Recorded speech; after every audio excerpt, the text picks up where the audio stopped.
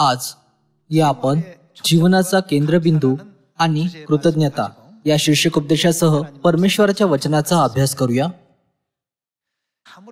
जास्त विचार न करता आपण बऱ्याचदा आपल्याला रागिष्ट किंवा अस्वस्थ करणाऱ्या आणि आपल्याला नकारात्मक विचारांकडे नेणाऱ्या परिस्थितींमध्ये सामील होतो.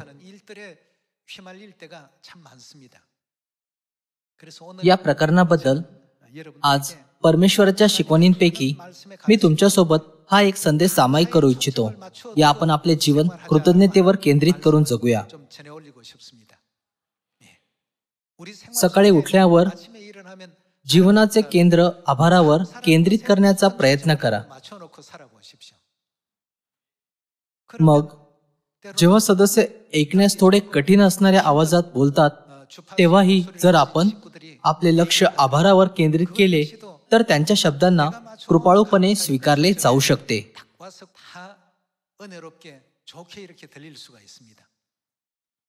दुसरीकडे जर आपण आभारावर लक्ष केंद्रित केले नाही तर अनपेक्षित परिस्थिती आपल्याला रागिष्ट आणि अस्वस्थ करू शकतात. पण जसा जसा वेळ जातो आपण विचार करतो, मी असे का वागलो, मी वेगळ्या पद्धतीने कार्य करू शकलो असतो. तुम्ही वारंवार असे करत नाहीत का? म्हणून जर आपण आपले जीवन आभारावर लक्ष केंद्रित करून जगलो तर प्रचारकांना प्रचार करत असताना परमेश्वराबद्दल जास्तीत जास्त धन्यवादाचा आणि आनंदाचा अनुभव येईल. कर्मचारी आपल्या कामाच्या ठिकाणी आभाराने भरलेले असतील आणि विद्यार्थ्यांना त्यांच्या शाळांमध्ये आभाराची पुष्कळ कारणे सापडतील.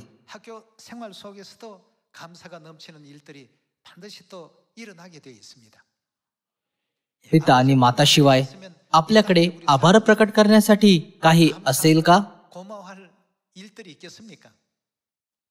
विश्वामध्ये पृथ्वी अत्यंत नगण्य ताऱ्यांपैकी एक आहे.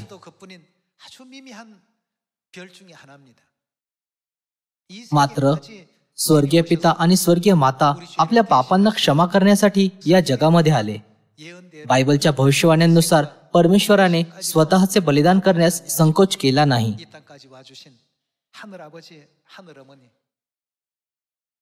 काही लोक विचारतात, ज्यामुळे आम्ही आभार मानावे असे परमेश्वराने आम्हाला काय दिले आहे? त्यांचे या पृथ्वीवर येणे हेच आभाराचे कारण आहे. जरी ते आले नसते तरी त्यांचे कार्य थांबले असते का? नाही. तरी देखील आपल्याला मौल्यवान समजून त्यांनी स्वर्गातील आपले सिंहासन मागे सोडले आणि या पृथ्वीवर आले. हे खरोखरच एक अद्भुत कार्य आहे ज्याबद्दल आपण फार आभारी आहोत. याशिवाय त्यांच्याच निर्मितीद्वारे त्यांची थट्टा करण्यात आली आणि छळण्यात आले. त्यांनी अशा अस्वस्थ वातावरणाचा सामना करण्यात संकोच न करता जसे मेंढरू लोकर कातरण्यापुढे शांत असते तसेच ते शांतपणे आपल्या मोबदल्यात त्या मार्गावर चालले. कृपया पिता आणि माताच्या जीवनावर विचार करा. अर्थातच आपण आपल्या आजूबाजूच्या लोकांना धन्यवाद दिला पाहिजे. तरी देखील आपण पिता आणि माताला धन्यवाद देणे कधीच विसरले नाही पाहिजे.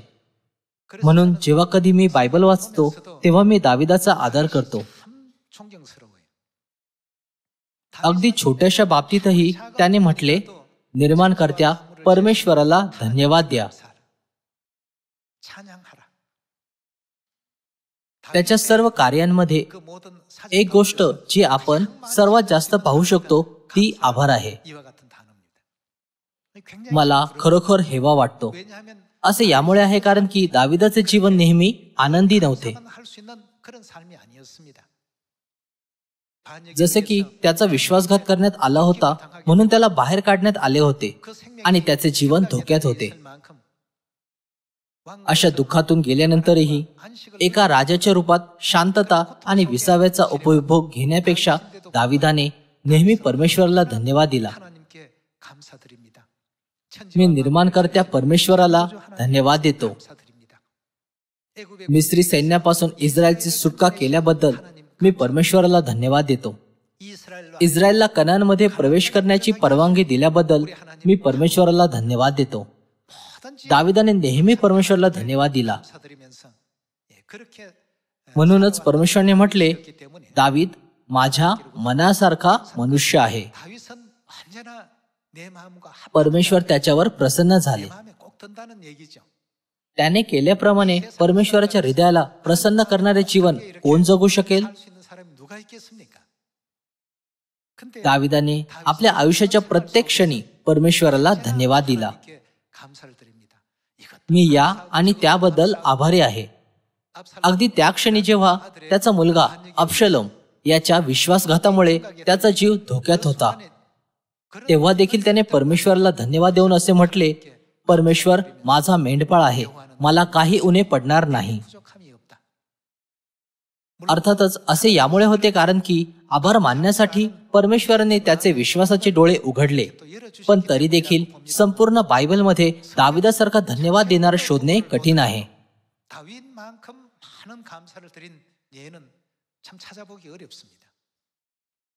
सर्व लोकांनो, जर तुम्ही आतापासून यासाठी तयार करण्यास सुरुवात केली तर अजूनही तुम्ही स्वर्गामध्ये कृतज्ञता पुरस्कार प्राप्त करू शकता.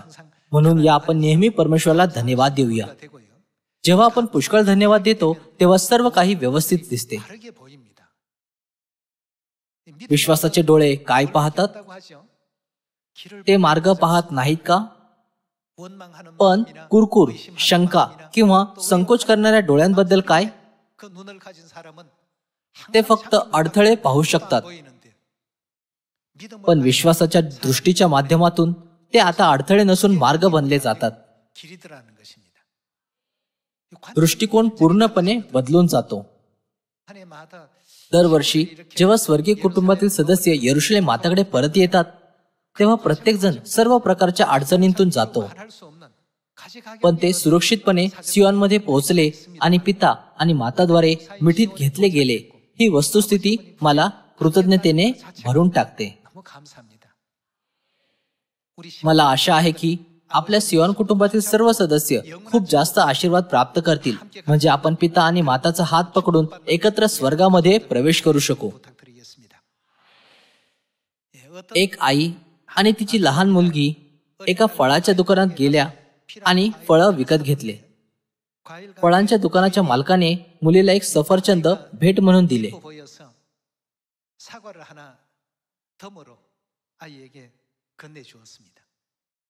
हे पाहून आईने आपल्या मुलीला विचारले, तुला असे काही मिळाल्यावर मी तुला काय म्हणण्यास शिकवले आहे?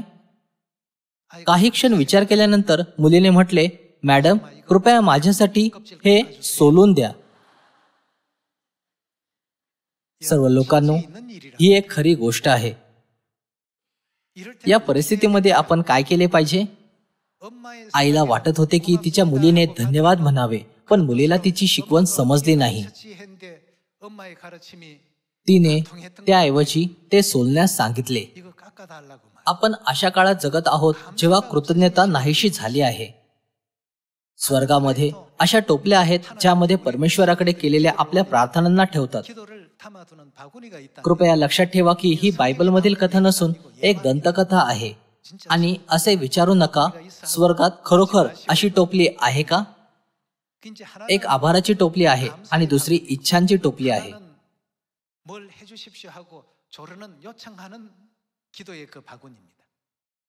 जेव्हा टोपल्या भरतात तेव्हा देवदूत त्यांना परमेश्वराकडे घेऊन जातात.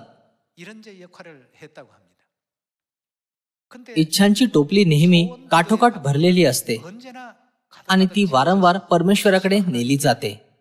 पण आभाराची टोपली 1 वर्ष उलटून गेल्यानंतरही भरत नाही. याला सिंहासनापर्यंत घेऊन जाण्यासाठी पूर्णपणे भरून गेले पाहिजे. सर्व लोकांनो, आपण आपले जीवन याप्रमाणे जगले पाहिजे का? पिताची कृपया माझ्यासाठी हे करा, माताची कृपया माझ्यासाठी असे करा. आपण सतत प्रार्थनांच्या माध्यमातून मागितले पाहिजे. मात्र त्यासोबत आपण आभाराची देखील प्रार्थना केली पाहिजे. म्हणूनच येशूने आपल्याला 2000 वर्षांपूर्वी ही शिकवण दिली होती. या आपण लूक अध्याय 17 वचन 11 वर एक दृष्टी टाकूया. अध्याय 17 वचन 11. मग असे झाले की तो यरुशलेमेकडे चालला असता शमरोन व गलील यामधून गेला, आणि तो एका गावात जात असता कुष्ठरोग असलेले 10 पुरुष त्याला भेटण्यास आले. ते दूर उभे राहून मोठमोठ्याने ओरडून म्हणाले, अहो येशू गुरुजी, आमच्यावर दया करा. त्याने त्यांना पाहून म्हटले, तुम्ही जाऊन स्वतःच याजकांना दाखवा. मग असे झाले की ते जाता जाता शुद्ध झाले.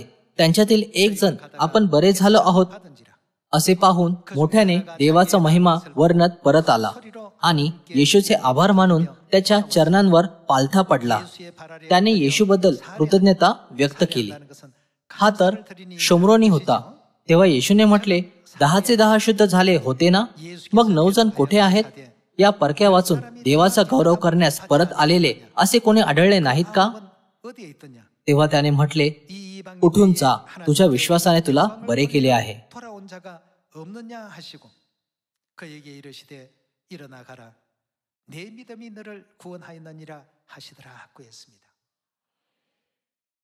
सर्व लोकांनो, पूर्वी कुष्ठरोग हा एक असाध्य रोग समजला जात असे, हो ना? हा असाध्य रोग येशू ख्रिस्ताच्या सामर्थ्याने बरा झाला.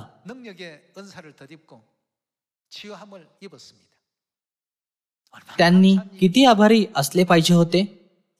आपण असेच आहोत. परमेश्वराने आपल्या सर्व इच्छांना पूर्ण केले, तरीही आपण धन्यवाद देण्यात अपयशी ठरलो.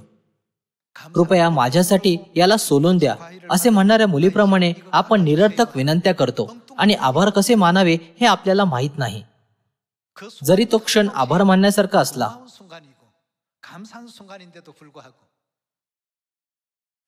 म्हणूनच येशूने म्हटले, 10चे 10 शुद्ध झाले होते ना? तरी देखील फक्त एकच आभार मानण्यास परतला. मग 9 जण कोठे आहेत?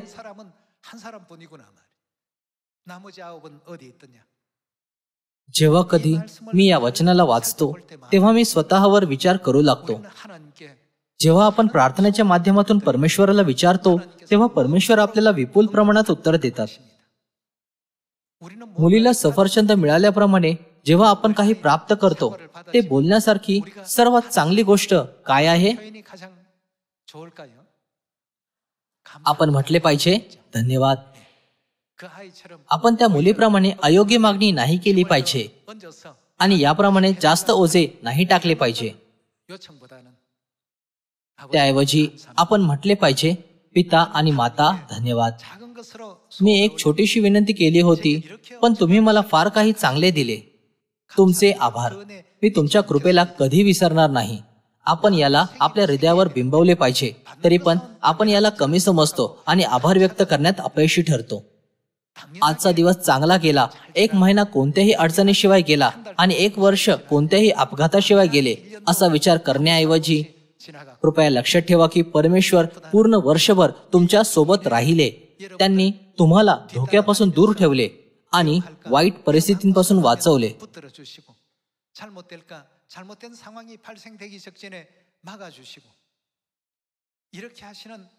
तुम्ही काल आणि आज चांगले होतात. फक्त यामुळे परमेश्वराच्या परिश्रमपूर्वक प्रयत्नांना कमी समजू नका. जर असे आहे तर इतर लोक इतक्या साऱ्या अपघातांमुळे आणि त्रासांमुळे का पेटले जातात? आपण सर्व एकाच वातावरणात राहतो, तरीही आपण ठीक आहोत, पण ते का ठीक नाहीत? परमेश्वर त्यांच्या अदृश्य हाताने आपले रक्षण करून सर्व धोक्यांना आणि संकटांना अडवतात, म्हणजे आपण सुरक्षितपणे स्वर्गामध्ये प्रवेश करू शकू. आपण त्यांच्या संरक्षणाला पाहण्यात सक्षम झाले पाहिजे. रात्री अग्निस्तंभ आणि दिवसा मेघस्तंभ. अगदी लहानातील लहान उत्कृष्ट तपशिलांवरही परिश्रम करणाऱ्या पिता आणि माताच्या प्रयत्नांना आपण पाहिले पाहिजे. मग दाविदाप्रमाणे आपण म्हणू शकतो, परमेश्वर चांगले आणि नीतिमान आहेत. परमेश्वर जे काही करतात ते खरे आहे. मी याबद्दल आभार मानतो, आणि मी त्याबद्दल आभार मानतो. आता या आपण आपले आत्मिक डोळे उघडूया. पिता आणि माताला आपल्यापैकी प्रत्येकासाठी परिश्रम करताना पाहून आपण त्यांचे आभार मानले पाहिजे. या आपण पहिल्या थेसलोनिकचे पुस्तक अध्याय 5 वर एक दृष्टी टाकूया. पहिल्या थेसलोनी अध्याय 5 वचन 12. बंधूजनो हो, आम्ही तुम्हाला विनंती करतो की तुमच्यामध्ये जे श्रम करतात, प्रभूमध्ये तुमच्यावर असतात व तुम्हाला बोध करतात, त्यांचा तुम्ही सन्मान करावा आणि त्यांच्या कामामुळे त्यांना प्रीतीने अत्यंत मान द्यावा. तुम्ही आपसात शांतीने राहा. बंधूंनो, आम्ही तुम्हाला बोध करतो की अव्यवस्थित लोकांना ताकीद द्या. जे अल्पधीराचे आहेत त्यांना धीर द्या. आवश्यकतांना आधार द्या. सर्वांबरोबर सहनशीलतेने वागा. कोणी कोणाचे वाईटाबद्दल वाईट करू नये म्हणून जपून राहा आणि सर्वदा एकमेकांचे व सर्वांचे चांगले करत राहा. सर्वदा आनंदित असा, निरंतर प्रार्थना करा. आणि आपण काय केले पाहिजे? सर्व स्थितीत उपकार स्तुती करा.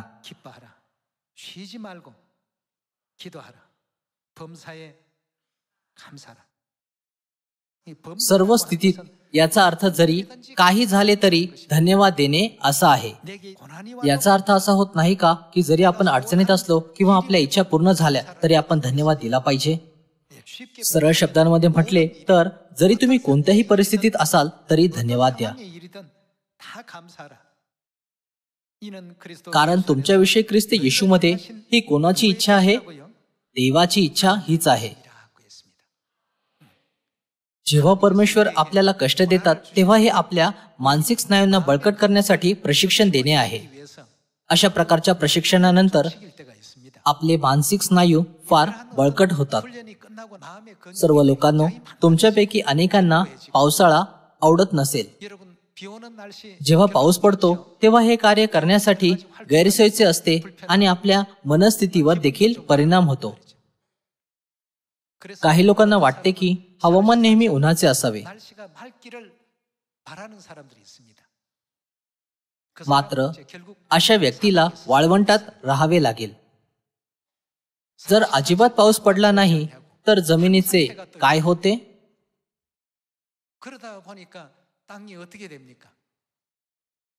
जसे की तेथे ओलावा नाही म्हणून तेथे झाडे उगू शकत नाहीत. जेथे सर्व जिवंत गोष्टी नष्ट होतील अशा जागेत भूमी बदलून जाते. अशा प्रकारे परमेश्वर हवामानाबद्दल काय करतात? परमेश्वर हवामान बदलत नाहीत का? आज सूर्यप्रकाश असेल, उद्या ढगाळ असेल आणि परवा बर्फवृष्टी होईल. ते कधी कधी पाऊस पाडतात. परमेश्वराची इच्छा आहे की त्यांच्या संतानांनी शरण नगरातील आपले जीवन योग्य आत्मज्ञानाने संपवावे आणि माताचा हात पकडून स्वर्गीय घरी परत यावे. म्हणूनच परमेश्वर आपल्याला सर्वदा आनंदी राहण्यास सांगतात. एका परिवहन प्राधिकरणाने केलेल्या सर्वेक्षणानुसार सर्वात जास्त अपघात होणारे रस्त्याचे ते भाग वळणदार महामार्ग नसून सरळ महामार्ग आहेत. आणि सरळ भाग जितका जास्त लांब असेल अपघात दर तितकाच जास्त असतो.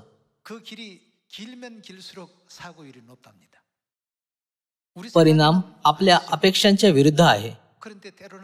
कधी कधी मार्ग वळणदार असतो आणि कधी कधी उंच असतो. अशा वैशिष्ट्यांमुळेच आपण सुरक्षितपणे प्रवास पूर्ण करू शकतो.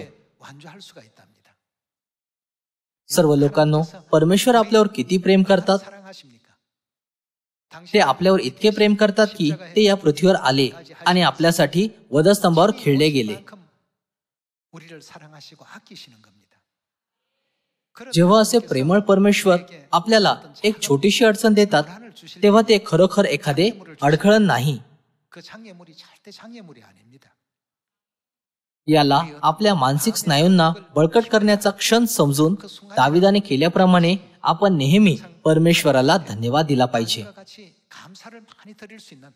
सर्व परिस्थितींमध्ये आपण तुमचे आभार असे म्हटले पाहिजे. तसेच संकल्प केला पाहिजे की माझ्या जीवनाचा अंतिम केंद्रबिंदू आभार आहे. याने काहीच फरक पडत नाही की तुम्ही कोणाला भेटता, मग तुम्ही प्रचार करत असाल, बायबलचा अभ्यास करत असाल किंवा आपल्या शेजाऱ्यांसोबत वेळ घालवत असाल, जर तुम्ही नेहमी आभारावर लक्ष केंद्रित केले तर परमेश्वर निश्चितपणे सर्व काळ तुमच्या सोबत राहतील. या आपण 2 शमूएल अध्याय 22 वर जाऊया. आभारावर लक्ष केंद्रित करण्याच्या ध्येयाने आपण यावर्षी स्वर्गीय पिता आणि स्वर्गीय माताला पुष्कळ धन्यवाद देऊन गौरव करूया.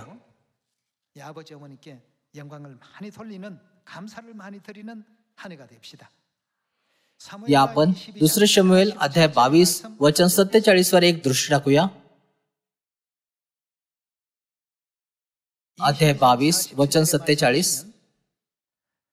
परमेश्वर जिवंत आहे, त्या माझ्या दुर्गाचा धन्यवाद हो. माझा तारणदुर्ग जो देव, त्याचा महिमा वाढो. त्याच देवाने मला सूड उगवू दिला, अन्य राष्ट्रांना माझ्या सत्तेखाली आणले. तोच मला माझ्या वैऱ्यांपासून सोडवतो. माझ्या विरुद्ध उठवणाऱ्यांना तू माझे वर्चस्व करतोस. बलात्कारी माणसांपासून मला सोडवतोस. यास्तव हे परमेश्वरा, मी राष्ट्रांमध्ये तुझी स्तुती करीन, तुझ्या नामाची स्तोत्रे गाईन. तो आपल्या राजाचा मोठा उद्धार करतो. आपल्या अभिषिक्ताला दाविदाला व त्याच्या संततीला सर्व काळ वात्सल्य दाखवतो.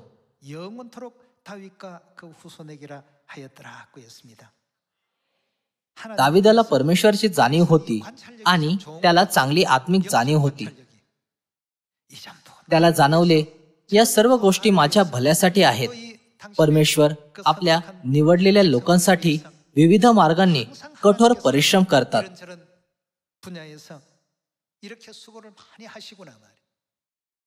मी गंधसुरूच्या राजवाड्यात राहतो, तर परमेश्वर मांडपात राहतात. याचा मला नेहमी त्रास होतो. हेच कारण आहे की दाविदाने परमेश्वरासाठी एक मंदिर बांधण्याचा निर्णय घेतला. मग परमेश्वरने म्हटले, जसे की तू एक योद्धा आहेस आणि तू पुष्कळ रक्त सांडले आहेस, म्हणून तुझी इच्छा तुझ्या मुलाच्या पिढीमध्ये पूर्ण हो. शेवटी ज्याने परमेश्वरासाठी पवित्र मंदिर बांधले होते तो दाविदाचा पुत्र शलोमोन नव्हता का?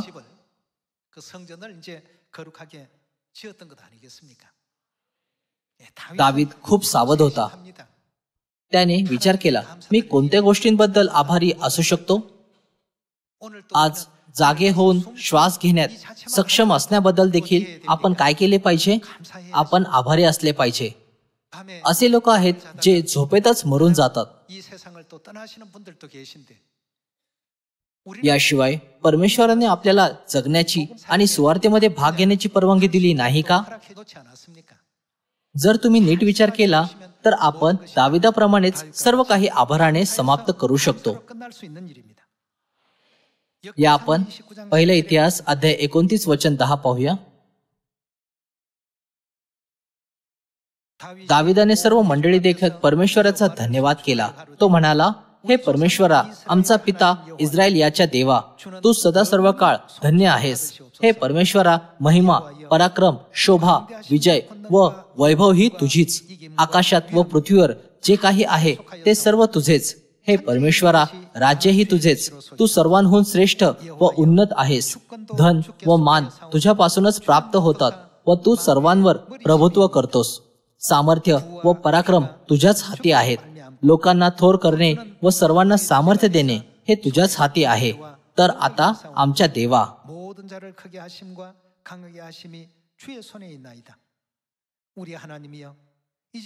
दाविदाने नेहमी प्रार्थनेत आभार मानले. आम्ही तुझे आभार मानतो, तुझ्या प्रतापी नामाची स्तुती करतो. आम्हाला या प्रकारे स्वेच्छेने अर्पणे करता यावीत असा मी कोण व माझे लोक तरी कोण? सर्व काही तुझ्यापासूनच प्राप्त होते. तुझ्याच हातून प्राप्त झालेले आम्ही तुला देत आहोत.